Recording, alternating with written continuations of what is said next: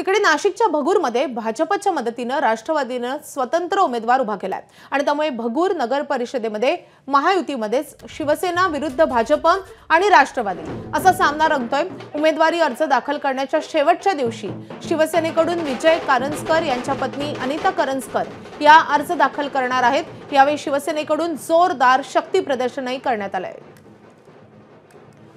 या संदर्भात अधिक अपडेट देण्यासाठी आपले प्रतिनिधी मुकुल कुलकर्णी आपल्या सोबत आहे। मुकुल, आपण बघतोय उमेदवारी अर्ज दाखल करण्यास अगदी काही तासांचा कालावधी शिल्लक आहे आणि त्यावेळी या सगळ्याच नगरपंचायतीमध्ये एक वेगळंच चित्र आपल्याला पाहायला मिळतंय। इथे देखील महायुतीमध्ये उभी फूट आहे।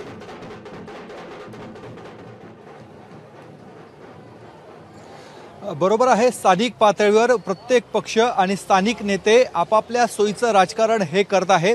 आपण आता भगूर नगरपालिकेसोबत आहोत आणि इथे थोड्याच वेळापूर्वी शिंदेंच्या शिवसेनेच्या वतीने मोठं शक्ती प्रदर्शन करत आपला उमेदवारी अर्ज भरण्यात आलेला आहे। गेल्या 25 वर्षापासून म्हणजे शिवसेना एकसंघ होती तेव्हापासून इथे शिवसेनेची सत्ता आहे।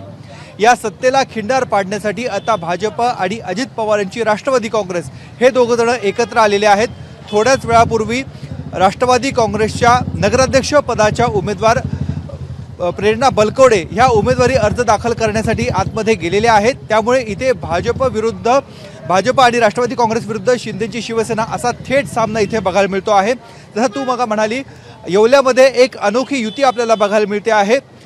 छगन भुजबळ यांना रोखण्यासाठी शिंदेची शिवसेना आणि त्याचबरोबर शरद पवारांची राष्ट्रवादी काँग्रेस एकत्र येऊ घातलेली आहे। सुहास कांदे यांना एकटं पाडण्यासाठी समीर भुजबळ यांनी काही दिवसापूर्वी गिरीश महाजन यांची भेट घेतलेली होती। नांदगाव त्याचबरोबर मनमाड या दोन्ही नगरपालिकेमध्ये भाजप आणि राष्ट्रवादी काँग्रेस अशी युती होणं अपेक्षित होतं, मात्र तसं झालेलं नाहीये। त्या ठिकाणी देखील राष्ट्रवादी काँग्रेस एकटी पडल्याचं बघायला मिळतं आहे। नाशिकच्या त्र्यंबकेश्वर नगरपालिकेमध्ये देखील असंच चित्र आहे। भाजपला बाजूला करत शिंदेची शिवसेना आणि राष्ट्रवादी काँग्रेस एका बाजूला येत आहे, तर स्थानिक पातळीवर वेगवेगळ्या स्वरूपाच्या आघाड्या युती बघायला मिळते आहे। या सर्वांमध्ये महाविकास आघाडीचा एवढा बोलबाला सध्या तरी दिसत नाहीये।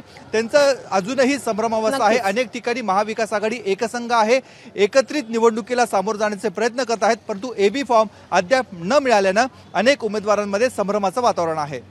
खरं तर अर्ज दाखल करायला 2च तास शिल्लक आहेत, मात्र अजूनही संभ्रम कायम आहे। मुकुल, अपडेट घेत राहू। सध्या धन्यवाद या सगळ्या सविस्तर माहितीसाठी। एबीपी माझा, उघडा डोळे बघा नीट।